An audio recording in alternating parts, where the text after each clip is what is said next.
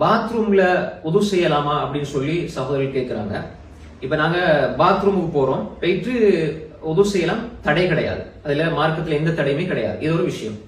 ரெண்டாவது, நாங்க பாத்ரூமுக்கு போறோம், இப்ப டாய்லெட்டும் இருக்கும், நம்ம சிறுநீர் கழிப்போம், மலம் கழிப்போம், இப்ப பக்கத்துல டெப் இருக்கும், உது செய்யறோம், இது தப்பு கிடையாது, உது செய்யலாம், அதுக்கு அனுமதி இருக்கிறது. அடுத்த இன்னொரு விஷயம், உது ஆரம்பிக்கும் போது பிஸ்மில்லா என்று சொல்லி ஆரம்பிக்கணும், அது சுன்னத்து என்று சொல்லி பல அறிஞர்கள் சொல்றாங்க. அதே மாதிரி சிலர் வாஜிப்னு சொல்றாங்க, வாஜிப்னு சொல்றதுக்கு எந்த ஆதாரம் கிடையாது. அதே மாதிரி பிஸ்மில்லா என்று சொல்றது சுன்னத்து என்பதற்கும் எந்த ஒரு ஆதாரம் கிடையாது. அது சம்பந்தமா வந்திருக்கக்கூடிய அனைத்து ஹதீஸ்களுமே பலவீனமான ஹதீஸ்கள். பலவீனமான ஹதீஸ்களை வச்சு நம்ம ஒரு சட்டத்தை எடுக்க முடியாது. இது ஒரு விஷயம். இப்போ ஒருவேளை ஒருவர் அந்த ஹதீஸை நாங்க அறிஞர்கள் சொல்றாங்க பிஸ்மில்லா சொல்றது சுன்னத்துன்னு நினைச்சா இப்ப பாத்ரூம்ல எப்படி உது செய்யறது? இப்ப எப்படி உது செய்யறது என்றால் வெளியே பிஸ்மில்லான்னு சொல்லிட்டு போயிட்டு அவர் உதுவை செஞ்சு கொள்ளலாம். அதே மாதிரி அவர் இன்னும் சில அறிஞருடைய கருத்துப்படி பிஸ்மில்லான்னு அவர் வாயால சொல்லலாம், மனசால சொல்லிட்டு உதவு செஞ்சு கொள்ளலாம்.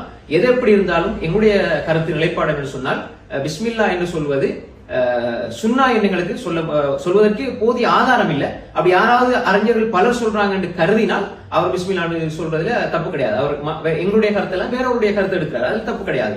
ஆனால் தெளிவாக ஹதீஸ்ல சஹீஹான ஹதீஸ்ல பிஸ்மில்லா சொல்லி ஆரம்பிச்சாங்கன்னு எந்த ஒரு செய்தியுமே கிடையாது. அப்ப எனவே இதுல ரெண்டு விஷயம். ஒன்று, பாத்ரூம்ல உது செய்யலாம், எந்த தவறும் கிடையாது.